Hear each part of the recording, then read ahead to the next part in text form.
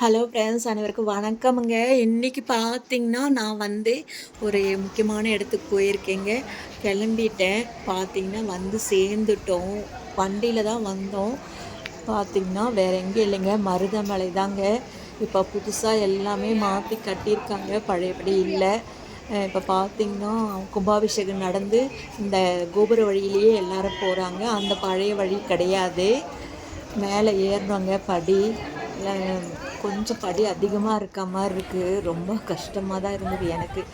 நம்ம ரொம்ப ஏற முடியறதில்ல படி. அப்புறம் மேலே போனவுடனே பயங்கர கூட்டங்க. எதுக்கு தான் இவ்வளோ கூட்டம்? லீவாக்காகவா இல்லை என்னன்னே தெரியல, சரியான கூட்டம். அப்புறம் 50 ரூபா டிக்கெட்டில் தாங்க நாங்கள் நின்னேன். லைனு பெண்டாக போகுதுங்க. லைன் நின்றுட்டுருக்கும் போது பார்த்திங்கன்னா, மயில் வாகனம் வச்சுருக்காங்க. அதுக்கு மேலே சேவல் உக்காந்துட்ருக்கு.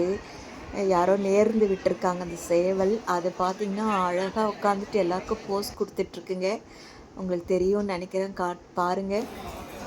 அதுக்கப்புறம் எல்லாம் இப்போ கும்பாபிஷேகம் நடந்ததால் வேலை இன்னும் முடியல. உள்ளெல்லாம் முடிஞ்சது, சைடெல்லாம் பண்ணிகிட்ருக்காங்க. பழைய முருகன் கோவிலெல்லாம், முருகன் பழைய ஆதி முருகன் கிட்டெல்லாம் வேலை நடந்துகிட்ருக்குங்க.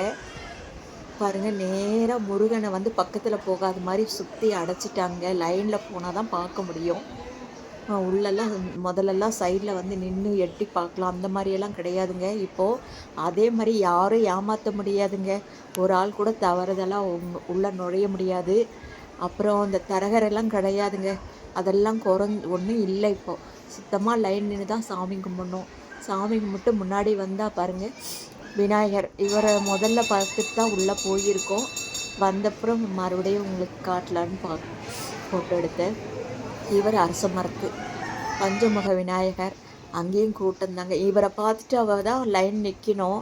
நான் நேராக உள்ளே போயிட்டோம். ஏன்னா கூட்டத்தை பார்த்தா பயமாக இருந்தது. இங்கே பார்த்திங்கன்னா வெளியே சைடில் பார்த்திங்கன்னா பாம்பாட்டி சித்தர் குகை கோயிலுக்கு போகிறதுங்க. போயிட்டு வந்தால் மழை தூர ஆரம்பிச்சிருச்சுங்க.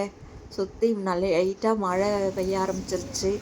எப்படி தான் வண்டியில் இறங்குமோ வருமோ நினச்சோம். முருகன் அப்படியே கொஞ்சம் கம்மி பண்ணிட்டாருங்க. அவ்வளோதான். அப்படியே வந்தோம். யாரோ ஒருத்தர் காரில் 2 பேர் போயிட்டுருந்தாங்க. அவங்க எங்களை பார்த்து ஏற்றிக்கிட்டாங்க. அப்புறம் கீழே கொண்டு விட்டாங்க.